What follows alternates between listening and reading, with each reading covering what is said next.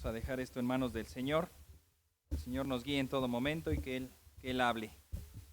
Te alabamos, Padre, te agradecemos por este tiempo. Gracias te damos por tu palabra que nos das. Gracias por las enseñanzas que vemos en ellas. Pero gracias infinitas por lo que tú has hecho en nosotros.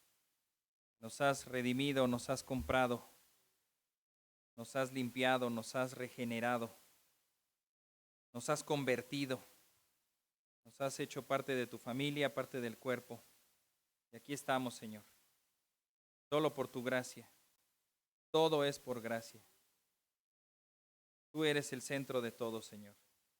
Y aquí estamos como muestra y como reflejo de tu gran amor, de tu gran bondad.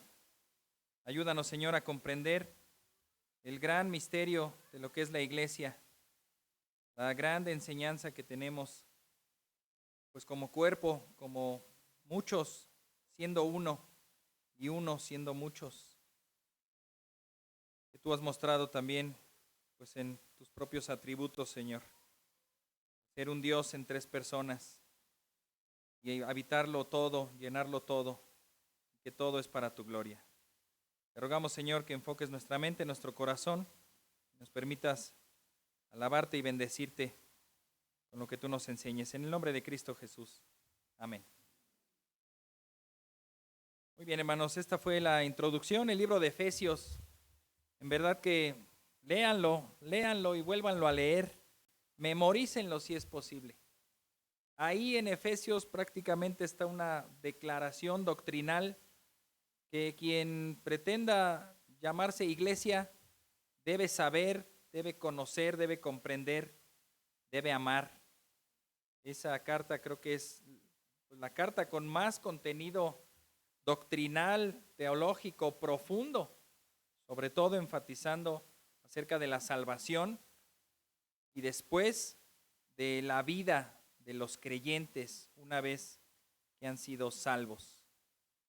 Tomamos este libro como referencia para este sermón, que es la primera parte, y la siguiente semana veremos la segunda parte de algo que titulamos La Iglesia, sus marcas y sus miembros. Veíamos la semana pasada cuál es el propósito y naturaleza de la iglesia. La Biblia reporta varias ilustraciones que se hacen acerca de lo que es la iglesia, o para que nos demos una idea de a qué Dios la compara. Dijimos que era un cuerpo, dijimos que era un edificio, dijimos que era una familia, dijimos que era una esposa, dijimos que éramos sacerdotes.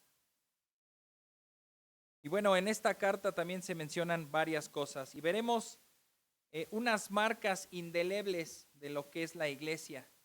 Esas marcas, pues sí está registrada en el credo niceno, que ya también comentamos en una ocasión, un credo hecho por los creyentes, por los cristianos, en el año 325 ya de nuestra era, y que en ese credo ellos confiesan quién es Dios, quién es el Hijo, quién es el Espíritu Santo, cómo es que son salvos, a qué se refiere el bautismo, y hablan precisamente también en una pequeña frase acerca de la iglesia.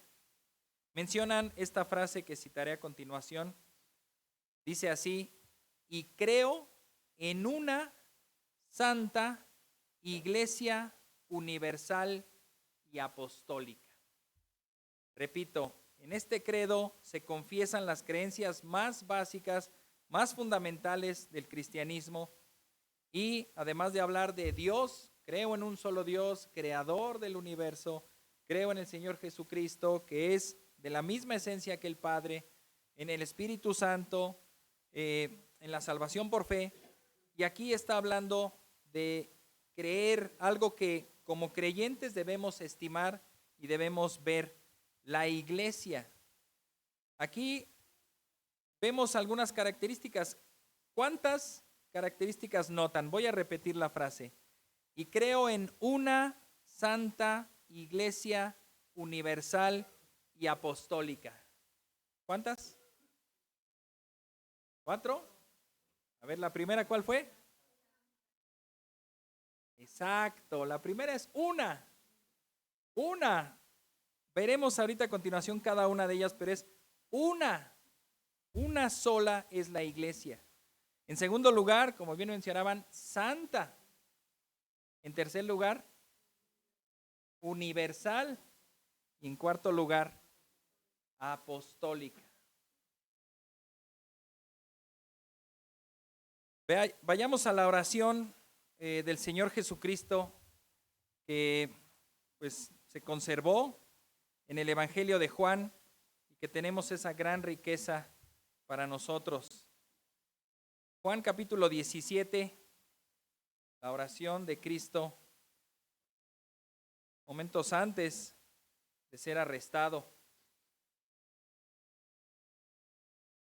Juan 17 es hermosa toda, pero en este caso solo veremos, a lo largo de la enseñanza veremos prácticamente todo el capítulo, pero ahora solamente citaré versículos del 11 al 21.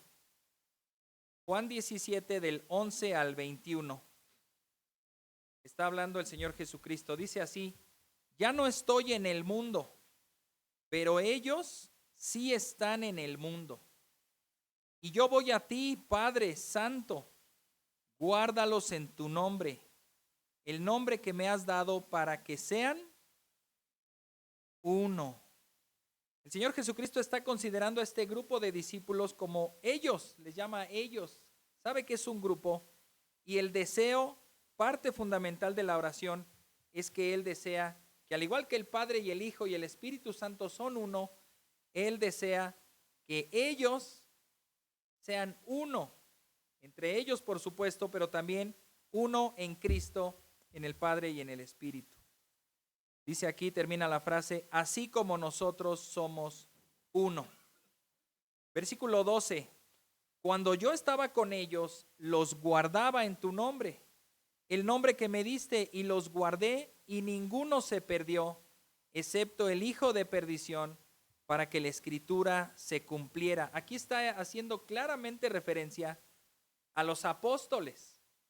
Estaba con ellos, los estoy identificando a ellos como mi cuerpo, como ese grupo de creyentes, como la iglesia, y básica y fundamentalmente a los 12. Nadie se perdió excepto el hijo de perdición. Versículo 13, pero ahora voy a ti y hablo esto en el mundo para que tengan mi gozo completo en sí mismos. Yo les he dado tu palabra y el mundo los ha odiado, porque no son del mundo como tampoco yo soy del mundo. No te ruego que los saques del mundo, sino que los guardes del maligno. Este es el concepto de la santidad, santificación. La iglesia es santa. ¿Significa que ya no peca? ¿Qué significa entonces? Significa que está apartada para Dios. Forma parte del propósito y la vocación que el Señor quiere encomendar, pero dentro del mundo. Me quedé en el versículo 15. No te ruego que los saques del mundo, sino que los guardes del maligno. Ellos no son del mundo, como tampoco yo soy del mundo. Y aquí corona esta frase: santifícalos en la verdad, tu palabra es verdad. Si la iglesia es una, la iglesia es santa, aquí porque el Señor la está santificando, la está apartando, pero también la está purificando, la está separando del mundo. Y dice aquí, ¿en qué la va a santificar? En la verdad. Tu palabra es verdad. La palabra de Dios fue traída por medio de los apóstoles y los profetas, por lo cual hacemos bien en reconocer que la iglesia sí es apostólica en ese sentido. Está basada en Cristo como la piedra angular, pero el fundamento lo conforman los apóstoles y profetas, esto es, la palabra de Dios revelada y que ha sido hablada por sus profetas y por sus apóstoles. Versículo 18, como tú me enviaste al mundo, yo también los he enviado al mundo, parte de su vocación, parte de su santificación. Y como ellos, yo me santifico para que ellos también sean santificados en la verdad. 20. Pero no ruego por estos, sino también, aquí va la clave de lo universal, también por los que han de creer en mí por la palabra de ellos, para que todos sean uno, como tú, oh Padre, estás en mí y yo en ti, que también ellos estén en nosotros, para que el mundo crea que tú me enviaste. ¿Se fijan lo universal del Evangelio? Les está hablando a ellos, pero también está hablando a ellos que van a creer. Y ahí podríamos ponerle nosotros. Y nosotros podríamos decir ustedes. Y podríamos decir ellos. Y podríamos decir, pues el tiempo futuro no hay ahí, ¿verdad? No, en la conjugación no me sale. En un futuro los ellos, los ustedes y los nosotros que crean se añadirán a ese grupo de ellos. La iglesia universal. Comencemos pues con cada concepto. Número 1, la iglesia es una. Me asusté cuando mi bosquejo era cortito y dije, ¿qué pasó? Ya acabamos y ya. ¿Qué me van a decir los hermanos? ¿O me van a agradecer? ¿O me van a decir qué pasó, hermano? Ahora, ¿de qué se trata, verdad? Y bueno, gracias a Dios el Señor nos da tiempo también de revisarlo y entonces uno se da cuenta, yo lo había entendido y lo tenía acá, pero no estaba acá, entonces ahora entiendo por qué estaba cortito el bosquejo. Bueno, no se asusten, tampoco es que se alargó tanto. La iglesia es una, punto número 1. En singular se le llama a la iglesia la esposa de Cristo. No se dice las iglesias. En algunos versículos se va a mencionar las iglesias, pero en sí el concepto es una. Se refiere a la asamblea de los que han sido redimidos, aquellos que han sido salvados del mundo para que ahora estén con Cristo, escuchen la palabra de Cristo y lleven a cabo las ordenanzas de Cristo. Estos han sido añadidos efectivamente a la familia de Dios. ¿Por qué? Por el nuevo nacimiento, un concepto importantísimo y muy interesante que también veremos más adelante, el nacer de nuevo. Me asusté cuando escuché a un hermano decir que en Estados Unidos solamente había más de 2,000 denominaciones cristianas.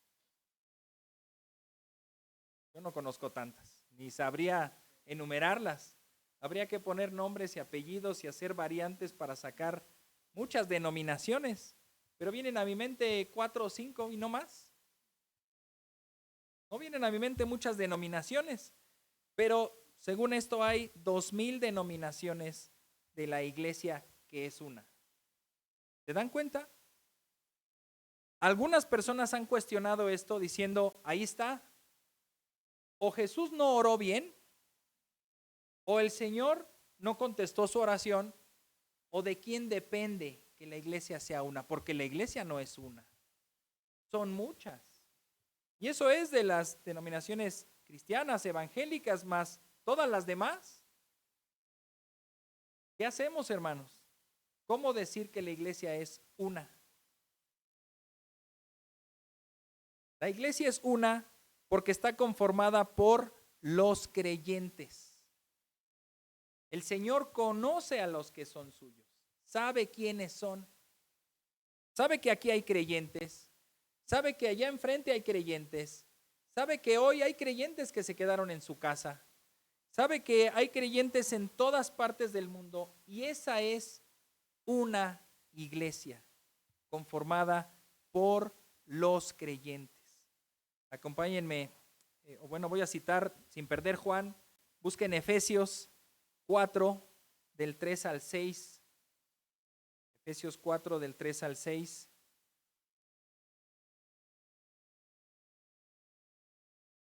Así, esforzándose por preservar la unidad del Espíritu en el vínculo de la paz. Hay un solo cuerpo y un solo Espíritu, así como también ustedes fueron llamados en una misma esperanza de su vocación. Un solo Señor, una sola fe, un solo bautismo. un solo Dios y Padre de todos, que está sobre todos, por todos y en todos. Hay un solo Señor, por lo tanto hay una sola iglesia. Por lo tanto hay creyentes que creen en ese único Señor, en esa única fe, en ese único espíritu, forman parte de ese único cuerpo, a lo que llamaremos esto la iglesia invisible. El hermano R.C. Sproul menciona acerca de esto, que si bien somos una iglesia, somos uno, en lo invisible, también debemos esforzarnos por ser uno en lo visible. Reconoce que la iglesia visible, las iglesias que pues estamos, por decirlo así, distribuidas por zona, por lo que ustedes gusten, por denominación, etcétera, debemos buscar también esa unidad entre otras iglesias. Pero algunos dicen pues que es mejor estar separados por la verdad que unidos por la mentira. Eso al menos decía Martín Lutero. Y bueno, habrá momentos, habrá maneras en donde la doctrina divide. ¿Cómo puede ser? La doctrina divide, sí divide, pero en esencia tendríamos que ver que somos uno. Si hemos creído en Cristo, si hemos sido salvados por el Señor, somos uno. Y a lo mejor visiblemente no nos pondremos de acuerdo en muchas cosas y avanzaremos cada quien por su camino, pero nos dará mucho gozo y alegría saber que nos encontraremos en esa asamblea celestial, que seremos uno ahí. Cita el hermano R.C. Sproul, entonces, como mencioné, no es que simplemente podamos estar satisfechos con la unidad de la iglesia invisible, aún deberíamos estar trabajando tanto como nos sea posible por una genuina unidad de la iglesia visible. Cuando el Señor oró, dijo esto, que sean uno como tú y yo somos uno. ¿Qué falló entonces, hermanos? ¿Qué ha fallado? Quizá la dureza de nuestro corazón, quizá nuestras maneras de ser. Esta es una invitación también a buscar la unidad con otros hermanos, tal vez preservando o reservándonos algunas cosas, sabiendo que somos diferentes doctrinalmente en algunas otras, pero si hemos creído en Cristo, si el Señor nos ha salvado, pues somos uno, somos uno. Efesios 4, 2 al 7 también menciona que vivan con toda humildad y mansedumbre, con paciencia, soportándose unos a otros en amor. Y una de las claves para esforzarse por preservar la unidad es precisamente esa: vivir con humildad, con mansedumbre, con paciencia, soportándonos unos a otros. Entonces Pablo nos anima, nos exhorta a preservar en esa unidad, mencionando que somos un solo cuerpo, en donde Dios es uno y los creyentes están unidos a Cristo por medio de la fe, por medio de su Espíritu.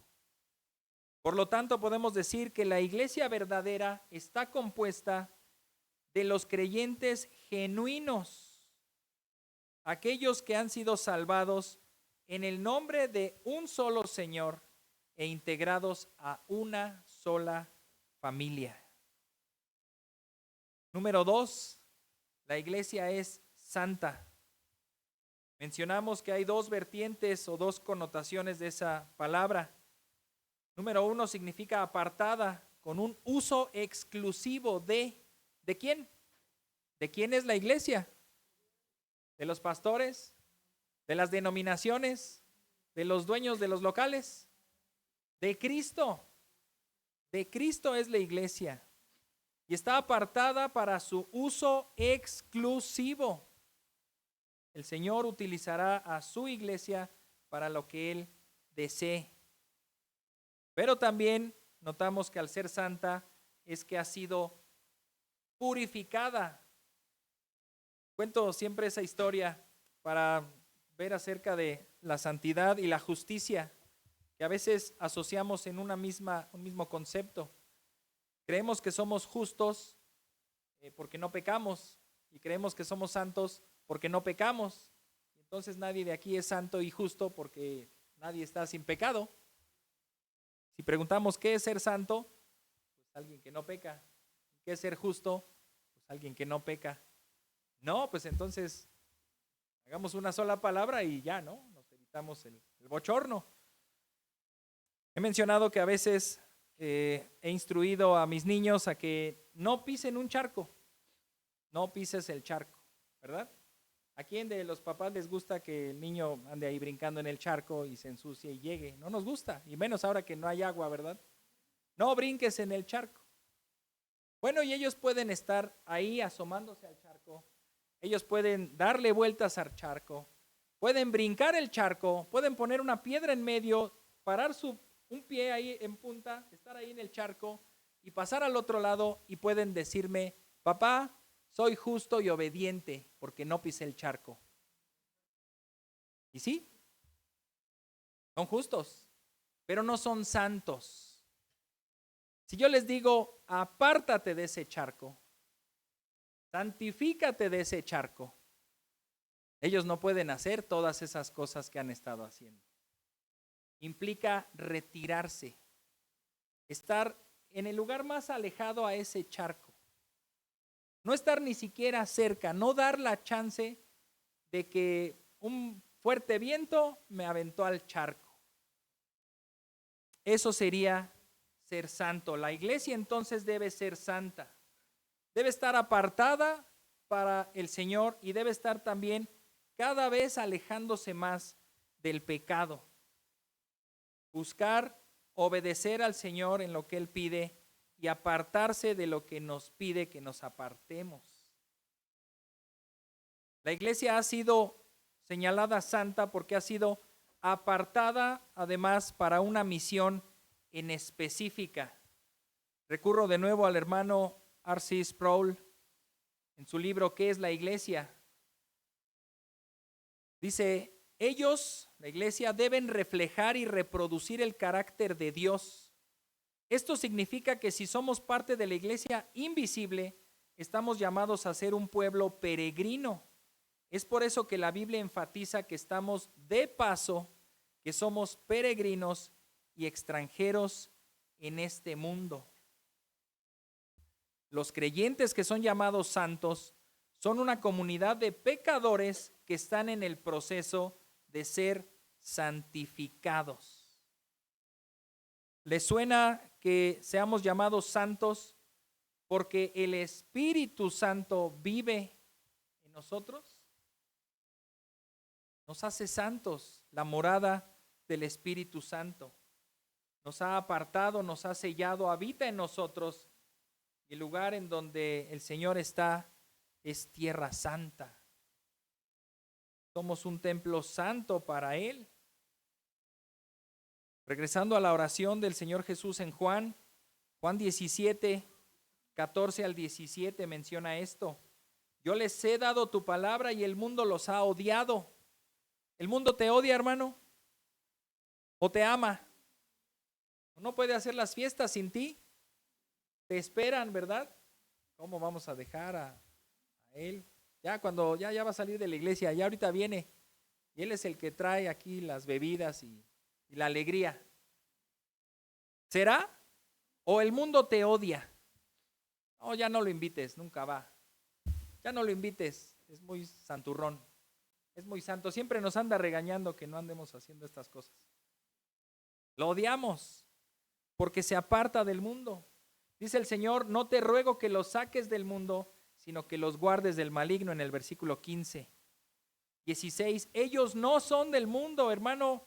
El concepto que mencionábamos de peregrinos, no somos del mundo. No te acomodes al mundo, no te amoldes al mundo, ni pongas tu esperanza en el mundo. No vendas tu alma a quien sea con tal de ganar al mundo, o eso estará indicando que no eres de Cristo y que sí eres del mundo. Dice el Señor, como tampoco yo soy del mundo. Santifícalos en la verdad, tu palabra es verdad.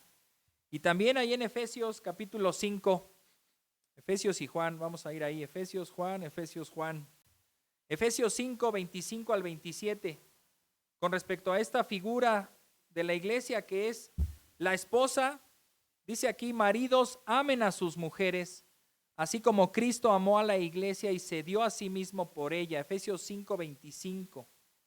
¿Para qué? ¿Para qué se entregó Cristo por su iglesia? Versículo 26, para santificarla, habiéndola purificado por el lavamiento del agua con la palabra. No quites de tu mente este concepto porque lo veremos más adelante. El nacer de nuevo, nacer del agua y del espíritu, el ser una nueva criatura. Aquí lo está diciendo, el Señor se entregó por la iglesia para santificarla, habiendo hecho ya esa purificación por el lavamiento del agua con la palabra. Pero hay un fin. El fin es presentársela a sí mismo como una iglesia en toda su gloria, sin que tenga mancha ni arruga ni cosa semejante, sino que fuera santa e inmaculada. Hermanos, el Señor cuida a su iglesia. Si yo con la instrucción a mis niños, no pises el charco, no brinques en el charco, voy a estar ahí, los voy a cuidar, y aunque ellos quieran hacerlo, a lo mejor lo agarro en el aire, ¿verdad? Te dije que no pisaras el charco. ¿Cuánto más el Señor cuidará de su iglesia? Procurará la limpieza de su iglesia. Es suya. Él se encargará también de limpiarla, de purificarla. Hermano, no reniegues contra el Señor cuando viene la disciplina, porque te está limpiando, te está purificando, te está quitando las impurezas, porque le perteneces. Si no le perteneces, puedes hacer lo que quieras y nada te va a pasar. Número 3, la iglesia es universal. La iglesia traspasa las barreras del tiempo y el lugar. La iglesia es universal en el sentido de que abarca a todos los creyentes de toda época y lugar. Repito, la diferencia de posturas también que vimos la semana pasada. Algunos creen que la iglesia es desde Adán.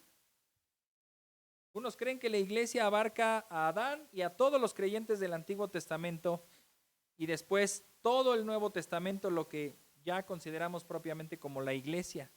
Otros han hecho esa separación. No, la iglesia surge a partir de Pentecostés, reciben el Espíritu Santo y forman iglesia. Y yo podría decir que ambas cosas pues son verdad, al menos en un sentido amplio.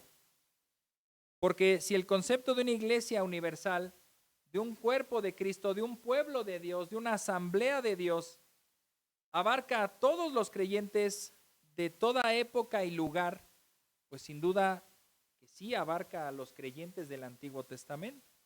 Y de hecho, veremos más adelante en el libro de Apocalipsis cómo ellos están alabando al Señor y nos uniremos a ellos a alabar al Señor en esa asamblea celestial, la iglesia. Pero también en el sentido específico podemos concordar mejor en la idea de que la iglesia nació en Pentecostés. Dice Primera de Corintios 1:2, cuando Pablo escribe la carta y menciona a quién va dirigida, dice a la iglesia de Dios, mencionándola como una, pero que está en Corinto, a la iglesia una, santa, universal y apostólica que está en Corinto. ¿A quiénes? A los que han sido santificados en Cristo Jesús, llamados a ser santo, pero ojo, con todos los que en cualquier parte invocan el nombre de nuestro Señor Jesucristo, Señor de ellos y nuestro. Un solo Señor, una sola iglesia, aunque estemos repartidas en diferentes domicilios, en diferentes localidades, en diferentes épocas. Podemos decir que nuestros hermanos del pasado padecieron persecución, nuestros hermanos del pasado establecieron iglesias. Podemos hablar así y sentirnos como parte de un mismo cuerpo. Esa misma carta de Corinto, pero capítulo 12, versículos 12 y 13 señala esto. Primera de Corintios 12, 12 y 13. Porque así como el cuerpo es uno y tiene muchos miembros, pero todos los miembros del cuerpo, aunque son muchos, constituyen un solo cuerpo. Así también es Cristo.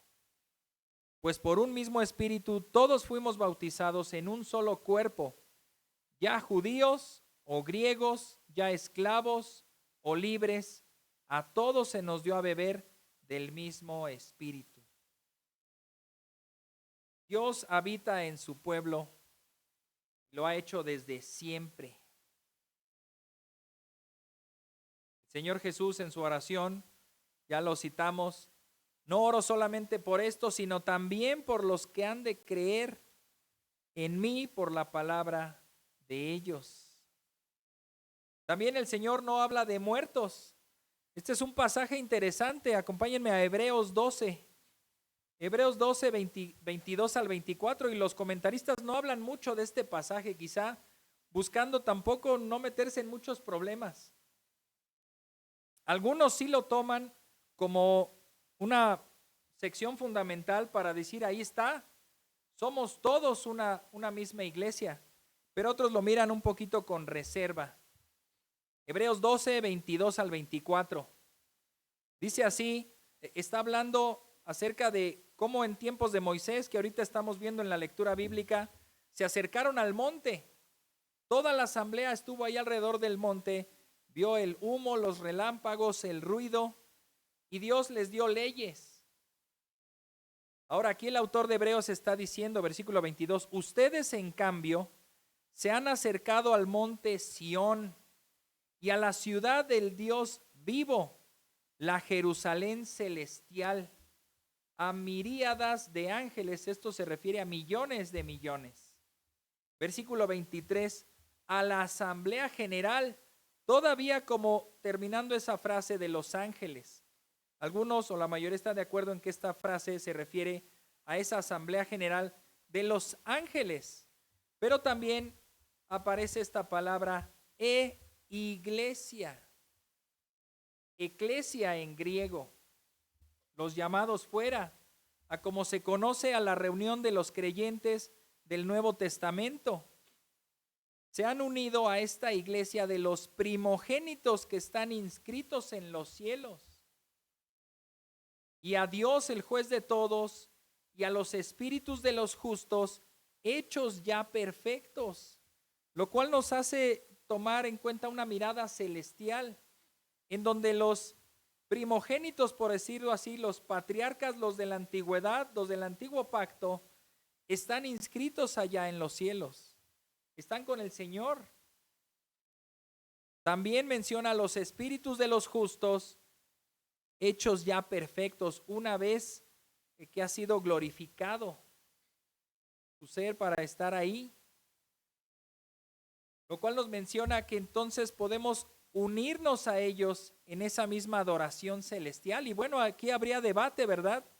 ¿Cómo tomar en cuenta eso? El mismo hermano Sproul dice que en una ocasión fue a una iglesia pequeña. Bueno, dice 150 personas, para nosotros no es tan pequeña, ¿verdad? Una iglesia mediana. Bueno, está ahí y entonces dice que subió al púlpito, lo invitaron a predicar ahí. Llega e incluso hasta se secó el sudor, ¿no?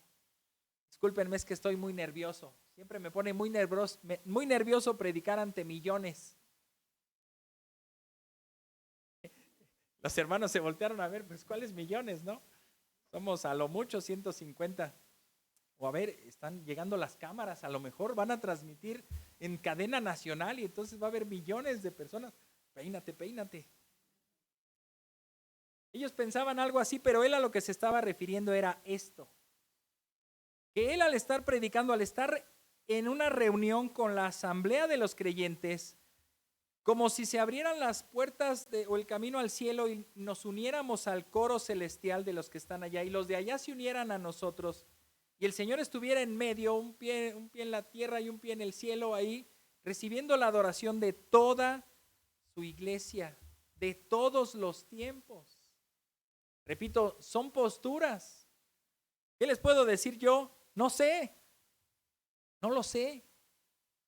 No lo sé si es muy osado y decir sí, eso sucede, pero tampoco me atrevería a decir no, eso no pasa. Eso no es así, los vivos adoramos aquí y los otros no sabemos, aunque la palabra de Dios nos dice que en el cielo hay adoración.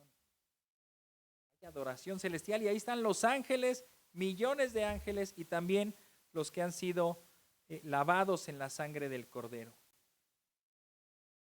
Ahora menciona algo ahí importante, los que han sido inscritos en los cielos. ¿Tu nombre ha sido inscrito en los cielos, hermano? Tu cuerpo está aquí, pero tu nombre ya está allá. Amén. Entonces, ¿qué nos separa de esa adoración celestial? La muerte. La muerte básicamente nos separa de estar adorando al Señor plenamente con todos los creyentes de todas las épocas, de todos los tiempos y estar reunidos en esa adoración celestial al Señor. ¿Les gustaría estar ahí ya? Pues esta es una probadita, hermanos. Si no te gusta estar aquí, tampoco te gustará estar allá. Esta es una probadita de cielo que nos da el Señor al reunirnos como iglesia, adorarle, cantarle, edificarnos los unos a los otros y ver a Cristo en su gloria. Número 4. La iglesia es apostólica. Efesios 2, 19 al 22. Ya lo citamos ahí en Juan, acerca de cómo Dios establece también el fundamento en su palabra y lo santifica en su verdad. Más claramente aquí en Efesios 2, 19 al 22 dice Pablo: así pues ustedes ya no son extraños, ni extranjeros, sino que son conciudadanos de los santos y son de la familia de Dios. Ahí está la figura de la familia, de la ciudadanía también. 20, están edificados, ahí está la figura del edificio, sobre el fundamento de los apóstoles y profetas, siendo Cristo Jesús mismo la piedra angular. Sin Jesús no hay iglesia, no hay salvación, no hay fe, no hay redención, no hay nada. Está Cristo y está el fundamento del evangelio, de su palabra. Y sobre ese fundamento y sobre esa piedra angular hemos sido edificados. Dice el versículo 21, en quien todo el edificio, bien ajustado, va creciendo para ser un templo santo en el Señor. En Cristo también ustedes son juntamente edificados para morada de Dios en el Espíritu. Por lo tanto, el fundamento sobre el cual se sostiene la iglesia es en sí la misma palabra de Dios, transmitida por los profetas y apóstoles, pero a Cristo como el principal en ese fundamento. Y fíjense qué trascendencia tiene esto. Podríamos decir, bueno, los apóstoles eran 12 y son recordados sus nombres, pero eran como nosotros, eran creyentes. Ni Pedro es más que yo, ni Pablo, somos iguales, ¿verdad? Bueno, sí y no. Sí, porque somos creyentes, hemos recibido la misma gracia. El Señor ha dado dones a los hombres y en ellos les ha dado muchos dones, ha hecho grandes obras en ellos, cosa que en nosotros no, hará obras diferentes, pero también hay una implicación hacia el futuro. Apocalipsis 21, 14, cuando el Señor menciona que hay una ciudad celestial, una vez que sean destruidos los cielos y la tierra y Él haga la creación de nuevos cielos y nueva tierra, Establecerá su ciudad celestial y menciona Apocalipsis 21:14. Menciona que va a haber un muro. En versículos anteriores menciona que va a haber 12 puertas y en esas puertas va a haber unos nombres. ¿Se acuerdan de quiénes son? No. Las 12 tribus de Israel. Ahí van a estar los 12 nombres de los hijos de Israel. Rubén, Simeón, Leví, Judá, etcétera. Pero en este versículo 14 dice, y el muro de la ciudad tenía 12, ¿qué? Cimientos. ¿Te suena familiar lo que nos contó Pablo acerca de un edificio, que hay una piedra angular y también hay cimientos o fundamentos? Bueno, acá dice que va a haber un muro y ese muro tiene 12 cimientos. Y en cada uno de ellos estarán los nombres de ¿quiénes? Ahora sí, de los 12 apóstoles, simbolizando también que ese es el fundamento, mis hermanos, de todo lo que consideramos iglesia, todo lo que consideramos fe, está en la palabra de Dios. Este cimiento simboliza la palabra de Dios dada a los apóstoles del Nuevo Testamento. Por lo tanto, concluimos que esta es una iglesia, es santa, es universal y es apostólica. ¿Y para qué existe? Lo dijimos la vez pasada, el propósito principal de la iglesia es adorar a Dios. Muy bien. Esta iglesia existe con ese firme propósito de adorar a Dios. ¿Tenemos necesidad de hacerlo? Sí. ¿Estamos llamados a hacerlo? Por supuesto.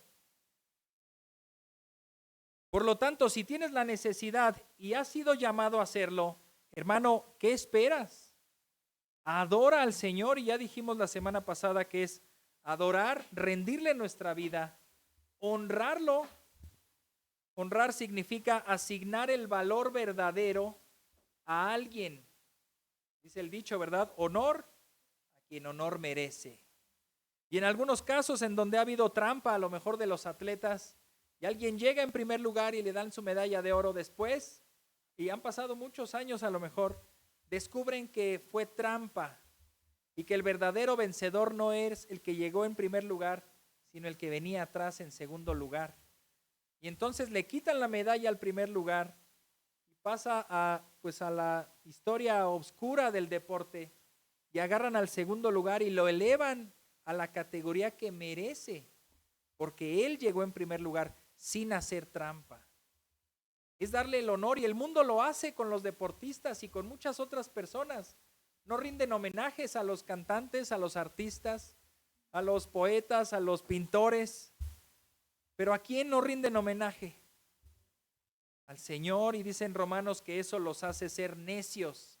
Y la ira de Dios está sobre el mundo por no adorar a Dios, por no honrarlo, por no asignar, más bien por no reconocer el valor verdadero de Dios como Rey, como el Creador, como el Señor.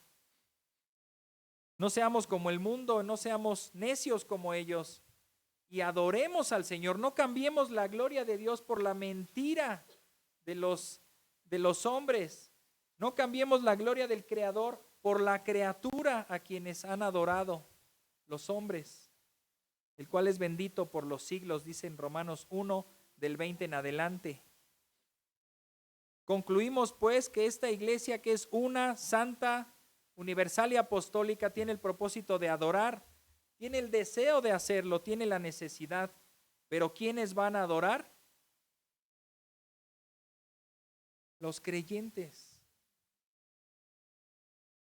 Los creyentes, y otra vez regresamos al concepto de una iglesia invisible. No sabemos con exactitud quiénes han sido salvos. Te pregunto, ¿tú has sido salvo? Y eso te debe de llevar a examinarte, porque puedes decir todo el día y todos los días, sí, yo soy salvo.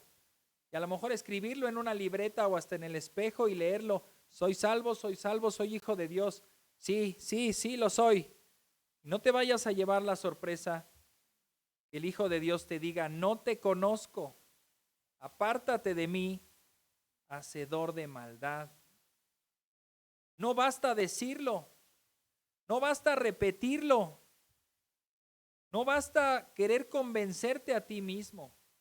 Este es un llamado a que te examines a ti mismo para ver si has sido salvado o no. Si no sientes deseos por adorar, lo más probable es que no seas salvo.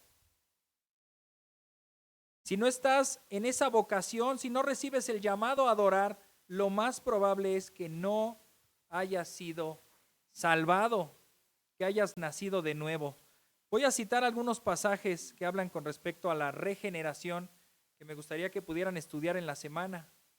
Tito 3:5, anótenlo, Tito 3:5. Él nos salvó no por las obras de justicia que nosotros hubiéramos hecho, sino conforme a su misericordia, por medio del lavamiento de la regeneración y la renovación por el Espíritu Santo. Juan 3:5. Juan 3:5. Jesús le responde a Nicodemo, en verdad te digo que el que no nace de agua y del Espíritu no puede entrar en el reino de Dios. Un pasaje del Antiguo Testamento, Ezequiel 36, 25 al 27. Ezequiel 36, 25 al 27. Dice el Señor, entonces los rociaré con agua limpia y quedarán limpios. De todas sus inmundicias y de todos sus ídolos los limpiaré. Además les daré un corazón nuevo y pondré un espíritu nuevo dentro de ustedes. Quitaré de su carne el corazón de piedra y les daré un corazón de carne. Pondré dentro de ustedes mi espíritu y haré que anden en mis estatutos y que cumplan cuidadosamente mis ordenanzas. Ahí se puede ver el nuevo pacto, la regeneración, el nuevo nacimiento que el Señor hace y establece con los creyentes. Efesios 5, 25 y 26, que ya citamos hace ratito, el Señor Jesús entregó a sí mismo por ella para santificarla y purificarla con el lavamiento del agua por la palabra. Y último texto, 2 de Corintios 5, 17. ¿Quién se lo sabe de memoria? Varios, ¿verdad? De modo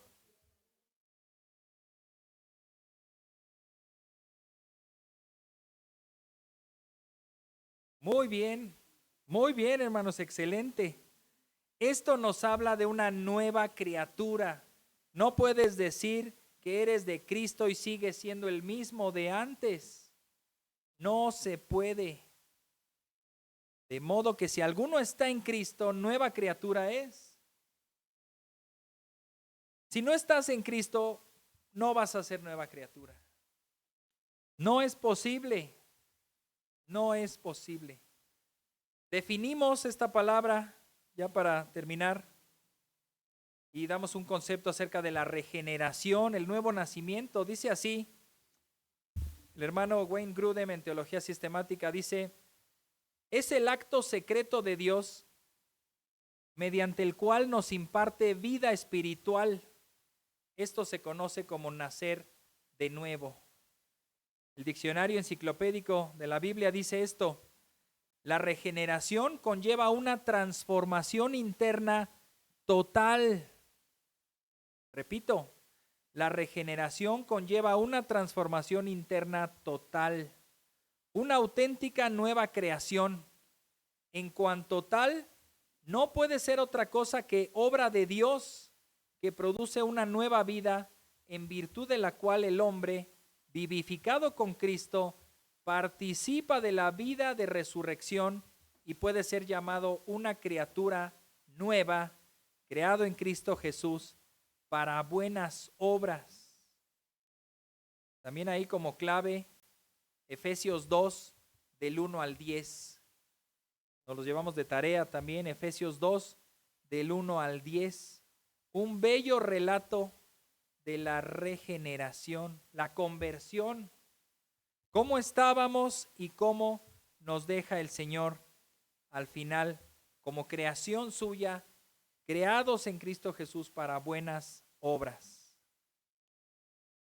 Hermanos, lo que conocemos como la iglesia es de los creyentes que han nacido de nuevo, que tienen vida en Cristo, que han sido arrebatados de la condenación, arrebatados del infierno, y además ellos lo saben. Ellos saben que han sido arrebatados del abismo y de la condenación y han sido salvados por Cristo. ¿Cómo lo saben? Porque el Señor también se ha encargado de cambiar sus vidas. Sus prioridades son distintas. Ahora luchan con el mundo, ya no son amigos del mundo. Ahora ellos mismos aborrecen su pecado y desean la santidad. Se despojan a sí mismos y se visten de Cristo. ¿Acaso hay alguna cosa más importante que esto, hermanos? Para el creyente, conocer esto es lo mejor. Para formar parte de la iglesia, pues tienes que conocer a qué o en qué estás en qué estás siendo llamado a formar parte. A una iglesia, a un cuerpo, con una vocación de santificación, con una base que es el Evangelio, la palabra de Dios, con un propósito que es adorar a Dios, y todo esto para su gloria. Oremos. Oh amado Señor, tú has creado la iglesia. Tú nos has tomado de cada rincón, de cada pueblo, lengua y nación, de cada época, y nos has traído a la salvación en ti. Y esa es la asamblea en la cual nos gozamos tanto, porque es obra tuya y no nuestra. Si fuera nuestra, ya la hubiéramos echado a perder. Si fuera nuestra, ya estaría contaminada, estaría corrupta. Pero es tuya, Señor, es tu iglesia. Y todos somos parte de ella, todos los creyentes. Tenemos una meta en común que es adorarte, un llamado en común que es obedecerte,